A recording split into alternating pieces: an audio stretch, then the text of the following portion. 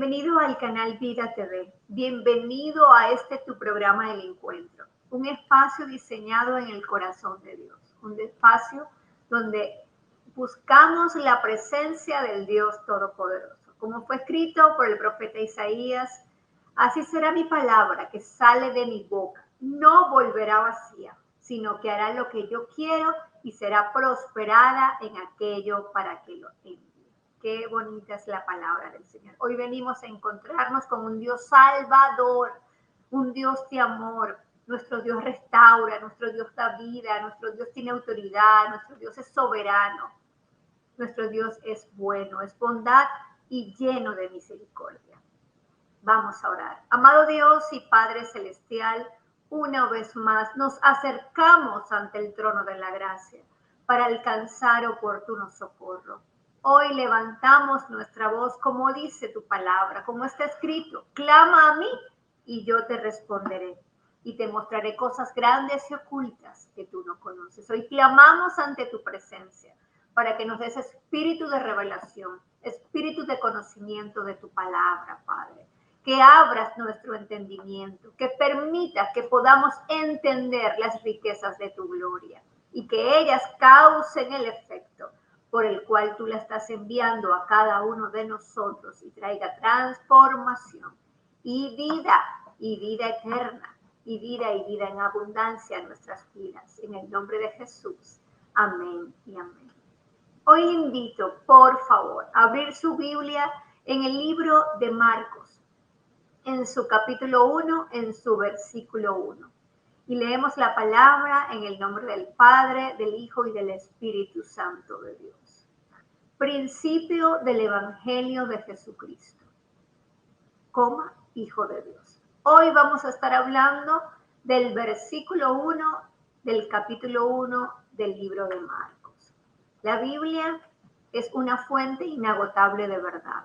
La palabra de Dios, cada frase, cada palabra trae una revelación gloriosa de lo que representa para nuestra vida. Y es impresionante que con una palabra, con un versículo, con un capítulo, el Señor puede hablarnos y traer sobre nuestra vida cambios y transformaciones. He titulado el mensaje de hoy, Jesucristo, el Hijo de Dios. Y podemos notar en lo que hemos leído, en este único versículo 1, que el Evangelio de Marcos es cronológicamente, para que entremos en contexto, cronológicamente hablando, este Evangelio de Marcos fue el primer evangelio escrito. Eso es lo que dicen los estudiosos. De hecho, fue uno de los primeros libros del Nuevo Testamento. No el primero, sino uno de los primeros escritos. Posiblemente tiene una fecha aproximada desde que fue escrito desde Roma y antes del año 63 después de Cristo. Marcos fue escrito especialmente para los romanos, adaptado para la época romana de aquel tiempo. No olvidemos que los romanos gobernaron el mundo por un milenio y estaba como dirigido a la característica de un hombre fuerte, de un hombre valiente, de un hombre que simplemente estaba gobernando, que estaban siendo gobernados por el César. En el Evangelio de Marcos, Jesús nos muestran principalmente el servicio de Jesús y muestra cómo Jesús se despojó de las vestiduras reales como rey o de su majestad, de su soberanía, para atarse a la cintura la toalla del servicio. Y es interesante que incluso el mismo Evangelio nos puede mostrar más adelante que el Señor Jesucristo no vino a ser servido, sino que vino a servir. Muestra el servicio de Jesús de una manera clara y sencilla. Le invito a leer el libro de Marcos. En el Evangelio de Marcos hace un énfasis importante, específico y claro de las obras de Jesús, más que en las palabras de Jesús. Él se iba más a la acción. El estilo de Marcos es simple y directo para que tener un lenguaje donde cada uno de nosotros podamos entender las obras de nuestro Señor Jesucristo. Es el evangelio más breve de todos, podemos compararlo, y presenta a Jesús como autor de milagros y como el Mesías que los judíos esperaban. En vez de la historia comenzar con el nacimiento de Jesús y irse a los detalles del principio de Jesús, Marcos hace una entrada triunfal directamente con el ministerio público de Jesús para hablar de sus obras, de sus prodigios, de sus milagros y de su servicio. Del primer capítulo, para que comencemos a desglosarlos, podemos ver del libro de Marcos, podemos extraer las siguientes interrogantes que la misma palabra nos va a responder. Mire cómo comienza el principio del Evangelio de Jesucristo, Hijo de Dios. Y estas interrogantes que nos pueden arrojar, fíjese que aquí vamos a hablar ahí él está hablando del Evangelio de nuestro Señor Jesucristo, está hablando, haciendo referencia del nombre de Jesús, a su vez también está haciendo referencia del título de Cristo que tenía Jesús, y de esa naturaleza divina, nos muestra la naturaleza divina del Hijo de Dios. El principio del Evangelio. ¿Qué nos quiso decir Marcos cuando dijo el principio del Evangelio? Vámonos al inicio. ¿Qué es el Evangelio? ¿Qué pregunta le puede arrojar a usted en este momento? Si vamos a hablar del principio del Evangelio, tenemos que saber qué es el Evangelio. La palabra Evangelio proviene del latín Evangelium y esta a su vez procede del griego Evangelium, que está compuesto por dos vocablos. Ev, que significa bien, y ángelos o ángelos, que expresa o representa mensajero. Por lo tanto, significa buenas nuevas, o mensaje de alegría, o mensaje alegre, o mensaje feliz. Se relacionaba frecuentemente con los emperadores romanos. Recuerde que iniciamos hablando de que el Evangelio de Marcos fue escrito directamente para los romanos y se relacionaba frecuentemente con los emperadores romanos. Recordemos que el emperador romano se consideraba un dios, el señor del mundo, su salvador y libertador incluso. Desde su punto de vista, el mundo estaba lleno de bárbaros, incivilizados, que habían que conquistar. ¿Para qué? Para incorporar en esos lugares al Imperio Romano. La única alternativa válida al desorden que existía en ese tiempo para la humanidad y el caos en el que vivía cada uno de ellos, lo tomaban o hacían referencia a que simplemente ellos podrían traer esa libertad. Cada vez que el emperador regresaba de una victoria militar por las que se extendía aún más su imperio, y el imperio se hacía muy fuerte, había una gran fortaleza. De hecho, se hace mención políticamente de una dictadura porque era gobernada por un solo hombre, pero obviamente no voy a entrar en detalles en ese tema. Se proclamaban las buenas noticias, el evangelio, lo llamaban de esa manera. El mundo estaba siendo transformado en un lugar mejor debido al César, y eso se era anunciado como una mayor gloria específicamente para él. Habiendo entendido esto, es interesante cómo un libro que fue dirigido directamente para los romanos, Marcos, cómo pudo haber sido el impacto para ellos al leer estas líneas, estas primeras palabras que pudieron causar a cada uno de los romanos si lograron leer el Evangelio, o en aquel tiempo al que comenzó a leer el libro de Marcos. ¿Por qué? Porque ellos habrían escuchado con frecuencia la frase el Evangelio de César, el Hijo de Dios. Pero ahora Marcos había cambiado completamente la frase y les estaba diciendo que no solo eran los emperadores romanos los que iban a salvar el mundo, sino que Jesucristo, el Hijo de Dios, era realmente el Salvador del mundo y era el que tenía la autoridad, tenía la soberanía y tenía el poder para traer orden a lo que estaba pasando en la tierra. Estaba diciendo, estaba trayendo una extracción de toda la vida y de la obra milagrosa y de servicio de nuestro Señor Jesucristo. Allí en esas palabras que estaba significando que era mejor este tipo de gobierno, que el mundo necesitaba realmente un verdadero Salvador y que ese simplemente era Jesucristo, el Hijo de Dios.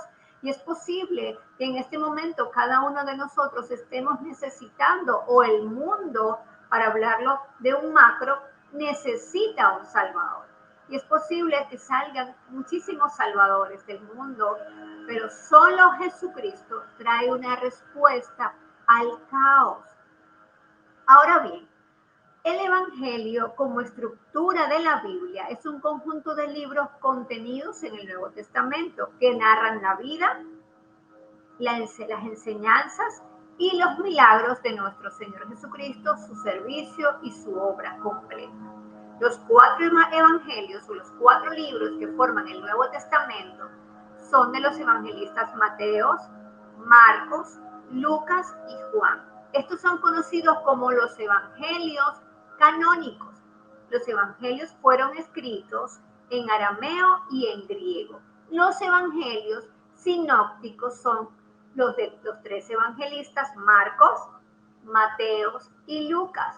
Estos presentan más puntos concordantes en la narración de la vida de nuestro Señor Jesucristo y sus acontecimientos, su obra.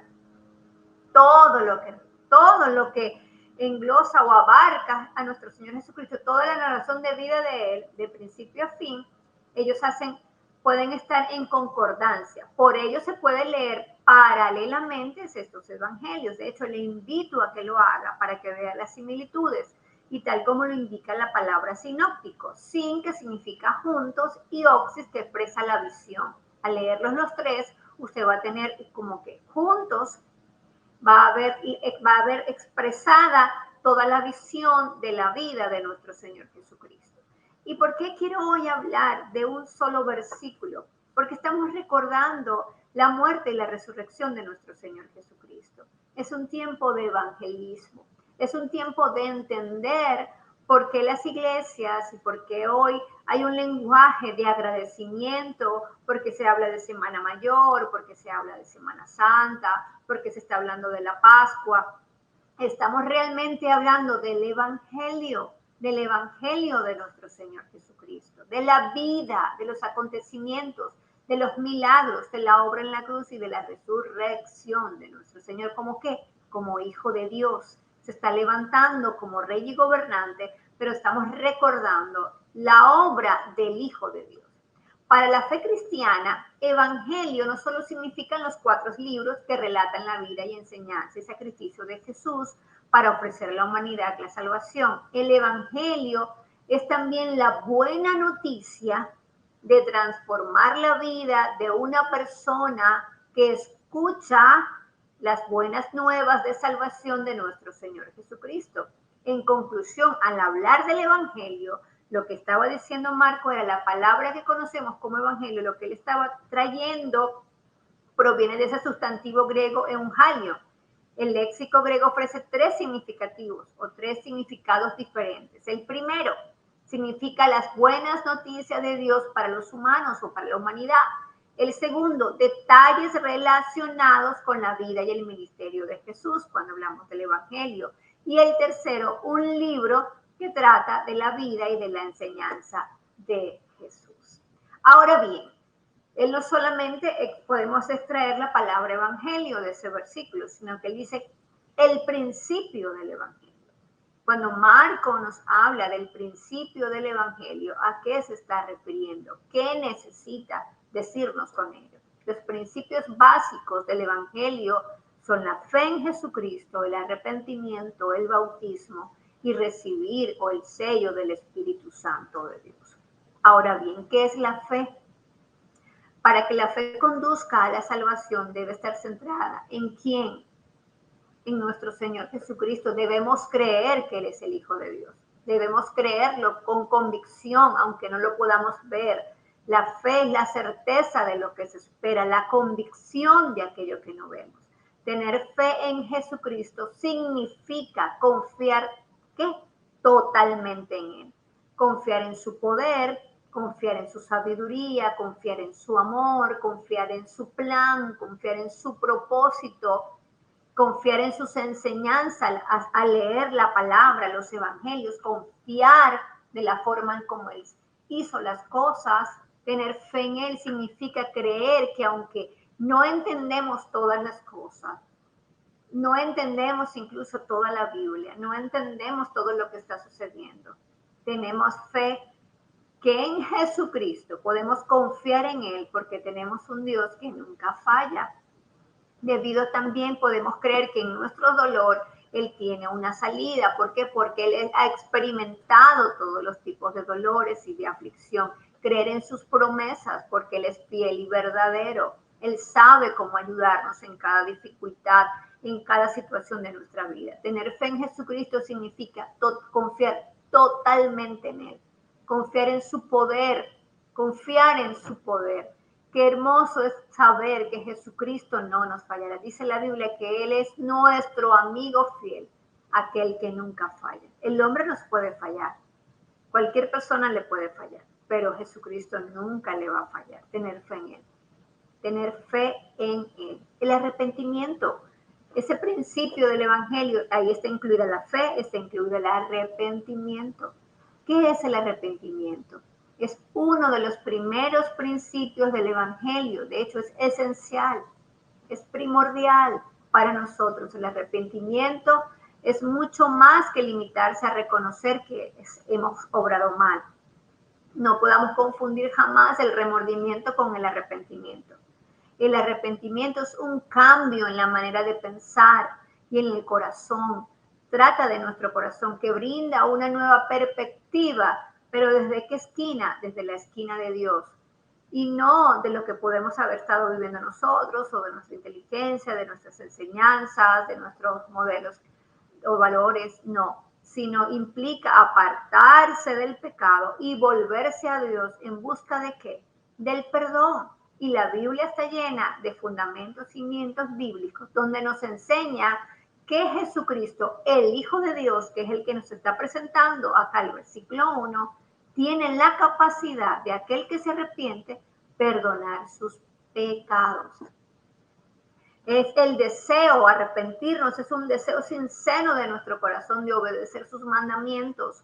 ¿Mediante qué? Mediante la expiación de Jesucristo, nuestro Padre Celestial ha preparado un camino y un solo camino, porque Jesucristo es el camino, es la verdad y la vida, y nadie llega al Padre sino por medio de nuestro Señor Jesucristo. Solo ese camino que transitemos por medio de Cristo nos puede hacer que seamos perdonados de nuestros pecados. Jesucristo padeció el castigo por los pecados, a fin de que seamos perdonados si nos arrepentimos sinceramente. Toda persona que se arrepiente sinceramente y crea, que tenga fe, que es otro principio del Evangelio, será perdonado por nuestro Señor Jesucristo. Al arrepentirnos y confiar en su gracia salvadora, seremos limpios del pecado. El bautismo es otro principio del Evangelio. Se refiere a una experiencia de renovación espiritual en la que un creyente, después de un nuevo nacimiento, decide ser bautizado de agua después de una profesión de fe. Cuando confesamos que Jesucristo es nuestro Señor, Él nos invita a bautizarnos. El bautismo cristiano es una de las dos ordenanzas que Jesús instituyó para la iglesia. Justo antes de su ascensión, Jesús dijo, por tanto, id y haced discípulos a todas las naciones, bautizándolos en el nombre del Padre, del Hijo y del Espíritu Santo, enseñándoles que guarden todas las cosas que os he mandado. Y he aquí que yo estoy con vosotros todos los días hasta el fin del mundo. Eso lo puede ver en el Evangelio de Mateo, en su capítulo 28, 19 y 20. Estas son las instrucciones específicas. Si usted tiene fe en Cristo, tiene que creer también que Jesucristo le está solicitando, le está invitando a que usted, después de creer en Él, se bautice. Y si no, lea los evangelios para que vea esa invitación hermosa de nuestro Señor Jesucristo. Estas instrucciones específicas que la iglesia es responsable de enseñar que Jesús es el Hijo de Dios, enseñar que esos discípulos deben ser bautizados. Estas cosas deben hacerse por todas partes, en todas las naciones, en todo lugar, hasta el fin del mundo, porque fue su mandato, Y Jesucristo, el bautismo tiene importancia, ¿por qué? Porque Jesús lo ordenó. Por eso tiene importancia y Jesucristo también se bautizó. El bautismo cristiano es el medio por el cual una persona hace una proclamación pública de fe y discipulado.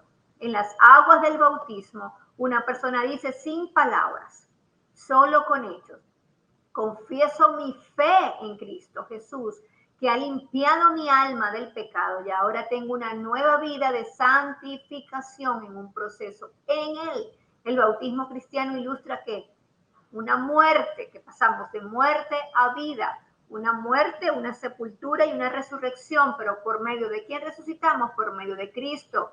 También muestra que morimos al pecado y nuestra vida en Cristo va a ser una vida nueva al bautizarnos. Cuando el pecador confiesa que el Señor Jesús muere el pecado, es elevado a una vida nueva. En el bautismo, la acción de ser sumergido en el agua representa ser muerto al pecado, específicamente eso. Si usted quiere imaginarse algo, usted muere el pecado y nace la vida en Cristo. Al salir del agua representa la vida limpia y santa que sigue a la salvación. Sencillamente el bautismo cristiano es un testimonio externo, público de lo que ha ocurrido que internamente en la vida de un creyente cuando confiesa con su corazón que Jesucristo es el Hijo de Dios, que murió en la cruz del Calvario, que le invitamos a que limpie nuestros pecados, lo invitamos a nuestro corazón y queremos arrepentirnos de nuestros pecados y que Él nos permita, por medio de Él, llegar al Padre y a la vida eterna. Es un acto, el bautismo es un acto de obediencia al Señor después de la salvación. Qué interesante. Y hoy le invito porque hay muchas personas que han confesado que Jesucristo es el Señor o simplemente han creído en Él o van a la iglesia, deben bautizarse. Es uno de los principios del Evangelio de Jesucristo. Hay que bautizarse, hay que proclamarlo públicamente. Hay que hacer externamente lo que pasó internamente, o si usted ya confesó como a Jesucristo como el único Señor y Salvador, hágalo públicamente en la congregación de los santos. Sumérjase sobre el agua, salga de muerte a vida y a resurrección en Cristo Jesús, para que sea un seguidor de Cristo. ¿Por qué? Por obediencia, porque Jesucristo se lo está pidiendo. Y otro principio dice, el principio del Evangelio es la herencia o el sello del Espíritu Santo. En Efesios, en su capítulo 1, en sus versículos 13 y 14, se comparte sobre el Espíritu Santo. En él también ustedes, cuando oyeron el mensaje de la verdad, el Evangelio que les trajo esa salvación y lo creyeron, fueron marcados con el sello que es el Espíritu Santo prometido. Él nos está diciendo, comparte todo lo que representa el Espíritu Santo como sello. ¿Y qué es un sello? Garantiza nuestra herencia hasta que llegue la redención final del pueblo de Dios, adquirido por quién? Por medio de Cristo, por medio de su sangre. Es el sello del Espíritu Santo, sucede en el momento de la salvación. El Espíritu Santo viene a morar dentro de nosotros. Es una promesa, es una garantía.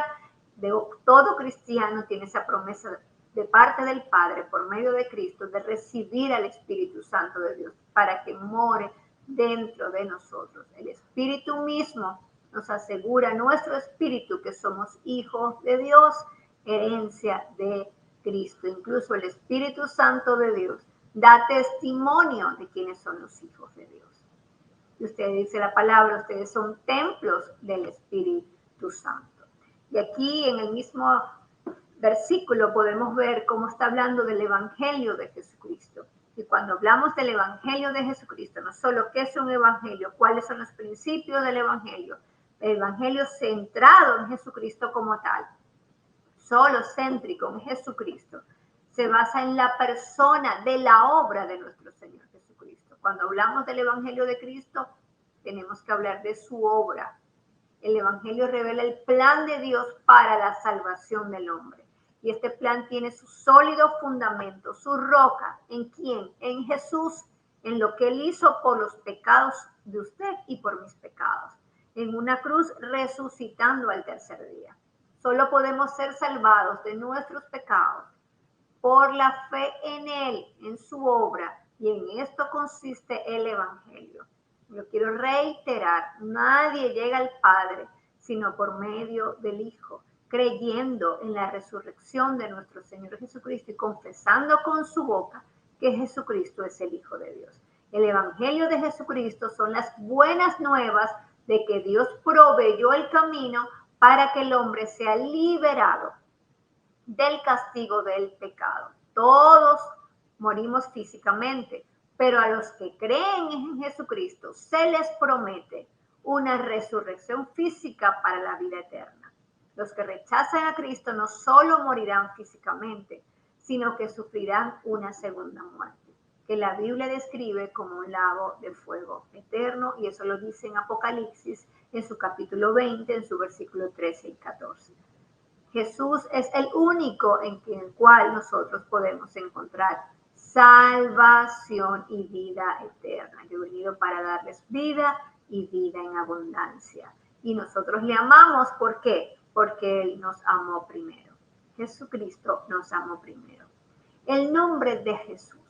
Jesús es un nombre hebreo que significa Jehová es salvación. El nombre de Jesús, que fue anunciado a José y a María por medio de los ángeles, eso lo puede ver en los libros de Mateo y Lucas, significa Yahvé salva o Yahvé es la salvación, traducido del hebreo y en el arameo del nombre Yeshua. Esta palabra es una combinación de Yah, una abreviatura de Yahvé, el nombre del Dios de Israel. Qué bonito. Y eso lo puede ver en el libro de Éxodo, en su capítulo 13, en su versículo 14. Qué bonito. Y el verbo yasha o shaya, yasha, que significa rescatar, significa liberar y significa salvar. Jesucristo nos libera, Jesucristo nos rescata y Jesucristo nos salva. El significado hebreo del nombre Jesús en Yeshua significa simplemente Dios salva. Podemos encontrar que en el nombre de Jesús, Yeshua, Dios salva. Él es nuestro Salvador. Su nombre está sobre todo nombre. Si hay algún nombre usted debe mencionar en su vida, es el nombre de Jesús. La escritura o la palabra dice que Jesús ha recibido un nombre que es sobre todo nombre, para que en el nombre de Jesús se doble toda rodilla de lo que está en los cielos y en la tierra y aún debajo de la tierra. Porque es tan poderoso el nombre de Jesús. Es poderoso el nombre de nuestro Señor Jesucristo. Nombre, el nombre de Jesús, nombre que está sobre todo nombre. Cada cosa que usted lo vaya a hacer, hágalo en el nombre de Jesús. Cada circunstancia, irrúmpala en el nombre de Jesús. El nombre de Jesús tiene poder, tiene poder. Jesús de Nazaret, en el nombre de Jesús de Nazaret.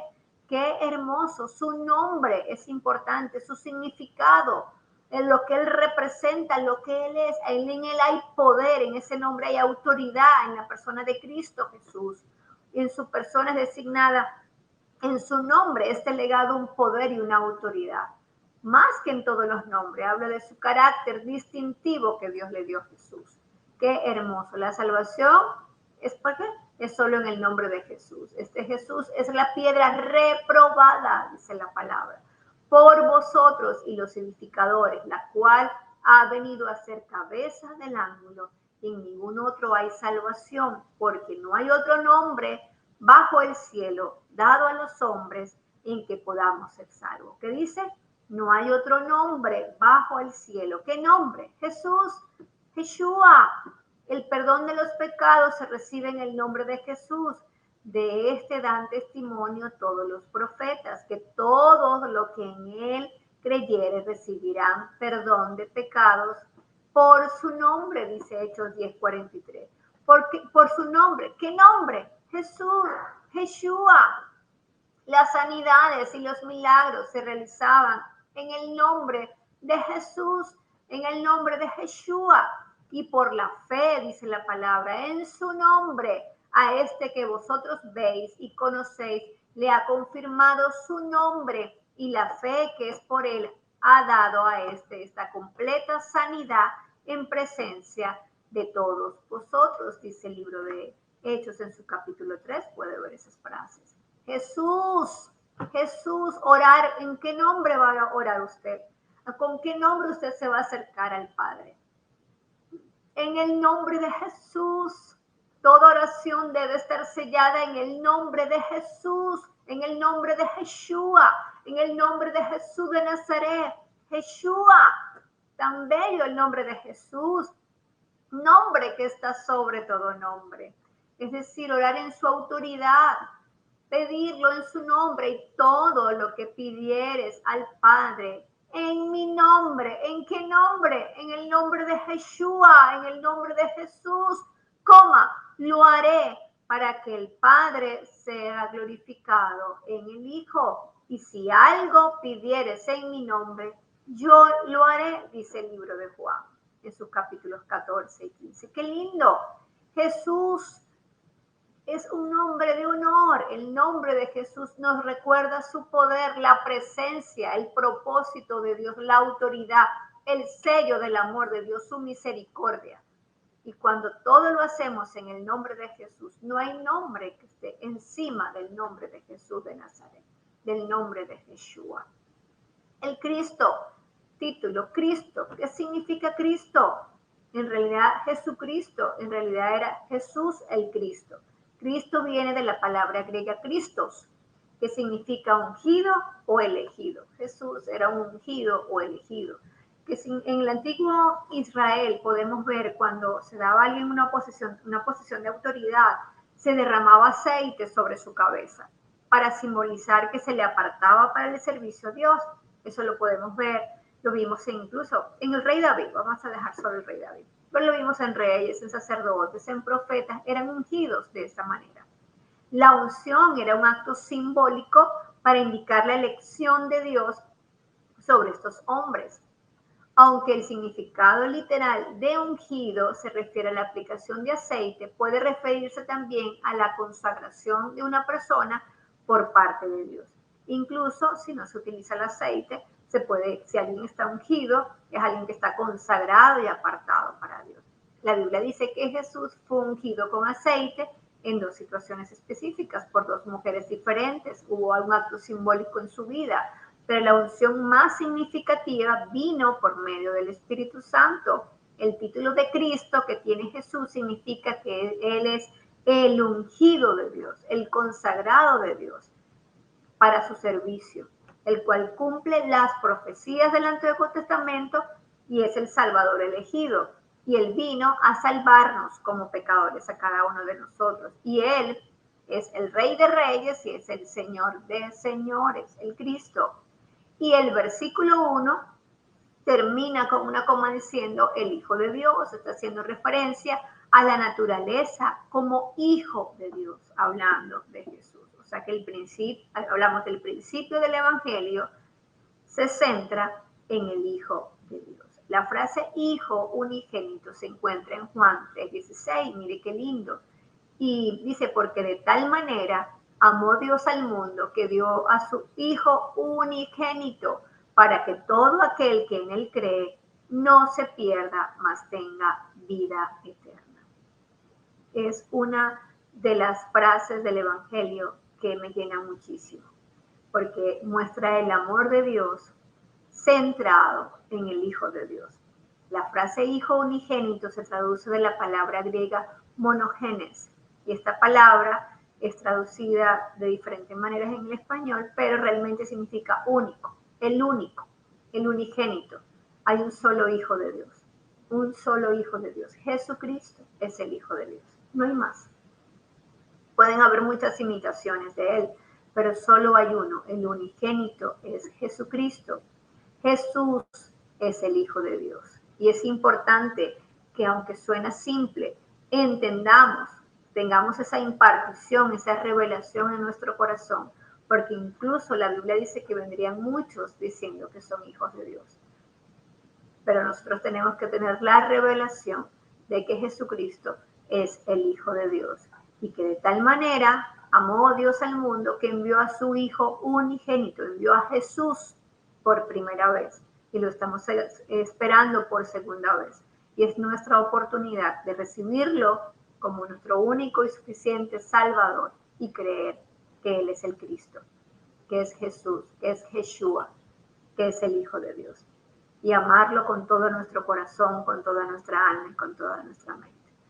Abrazarnos de este principio del Evangelio en un solo versículo. El principio del Evangelio, el Hijo de Dios. Creer, tener fe en Él, arrepentirnos, bautizarnos, tener el sello del Espíritu Santo, obrar en fe en Él, confiar en su nombre, orar en su nombre, el nombre que está sobre todo nombre, proclamar el Evangelio, tener las enseñanzas, los principios de Él en nuestro corazón. Y en este tiempo creer en su salvación, en su vida y vida eterna. Y hacerlo todo en su nombre y para su nombre. Que todo lo que respire, alabe a Dios, dice la palabra. Que todo lo que respire, alabe a Dios. Y que todo lo que hagamos, lo hagamos como para glorificar al Rey de Gloria. Vamos a orar. Amado Dios y Padre Celestial, hoy una vez más nos acercamos a ti creyendo que tú eres Dios. Gracias, Padre, porque te has revelado como el Hijo de Dios a nuestras vidas. Hoy queremos la impartición de la salvación en nuestra vida. Hoy no solo queremos recordar tu muerte, o queremos recordar simplemente que Jesucristo murió en la cruz del Calvario. Queremos tener la revelación y la impartición en nuestro corazón de tal manera que podamos, Señor, abrazarnos, Padre, de lo que sucedió en la cruz. Abrazarnos, Señor, de ese glorioso Cordero. Abrazarnos de tu sangre, Padre. Traer la revelación de la fe en el Hijo de Dios. Que traigas la revelación del arrepentimiento. Que traigas la revelación del bautismo para aquel que no se ha bautizado. Que traigas la revelación de la gloria, Jesús, del sello del Espíritu Santo, del fuego del Espíritu Santo, de la compañía, del poder del Espíritu Santo. Que traigas la revelación de su nombre sobre nuestra vida, nombre que está sobre todo nombre, como Jesús, como Yeshua, como Jesús de Nazaret, como el Cristo, como el Hijo de Dios, como el unigénito Hijo de Dios, como el único camino, como la única verdad, como la única vida. Que nadie va al Padre sino por medio de ti. Que cada oración, Padre de la gloria, sea hecha en tu nombre, en el nombre que está sobre todo nombre, el nombre de Jesús de Nazaret. Que vivamos una vida para acercarnos más a aquel que vive y reina por los siglos de los siglos. Tuyo es el reino, tuyo es el poder, tuya es la gloria, Padre Santo, Dios Todopoderoso. Recordamos que entraste a Israel un pollino, pero recordamos que el caballo está listado para tu gloria, que estás sentado a la diestra del Padre, que has de venir por tu iglesia, que eres el Rey de Reyes y eres el Señor de Señores, que eres el Santo de Israel, que eres la estrella de la mañana, que eres el príncipe de paz, aleluya. Oh Padre, que eres el amigo fiel, aquel que nunca falla, que eres la roca inconmovible, Santo de Israel. Ruge león de Judá sobre la tierra, trae la salvación en este momento, imparte de tu gloria, que nadie robe tu lugar, Padre Santo, Dios Todopoderoso y eterno, que no tengamos solo, Señor, un recordatorio de tu cruz, que no tengamos un recordatorio, Padre, en la iglesia de tu solamente, Señor, que Jesucristo murió en la cruz, que podamos ser impartido en cada uno de nuestros corazones y traiga un cambio, Señor, en nuestra vida, que traigas una impartición de tu poder, de tu autoridad, de tu soberanía sobre nosotros, que traigas el sello del Espíritu Santo de tal manera que dé testimonio de quién es el Hijo de Dios. ¿Quién es el Hijo de Dios? Que nos revele al Padre, que nos revele al Hijo, Padre. Que entremos, Señor, en la dimensión de tu gloria, en la dimensión de tu presencia, en la dimensión de tu intimidad, Padre de la gloria, en el nombre de Jesús de Nazaret, que la dimensión de tu paz nos arrope. Oh, mi paz os dejo y mi paz os doy, no como la que el mundo puede dar, y que nadie te la puede quitar si conoces a Cristo, porque el mundo no te la dio, y como no te la dio, no te la puede quitar, aleluya. Hoy te doy gracias, Señor, porque en un versículo trajiste la revelación del principio del Evangelio de Jesucristo, el Hijo de Dios, aleluya. No habrá más imitación, Padre Santo. Tú estás haciendo un llamado y un clamor. Las trompetas están sonando para que el remanente fiel del Dios Todopoderoso, aquellos que han escuchado tu voz, aquellos que están sellados y predestinados a ser salvados, sean despertados, Señor de la gloria, rescatados del abismo y sellados con el nombre que está sobre todo nombre, el nombre de Jesús de Nazaret. Y en él yo te doy gracias, Señor. Amén y amén. Aleluya.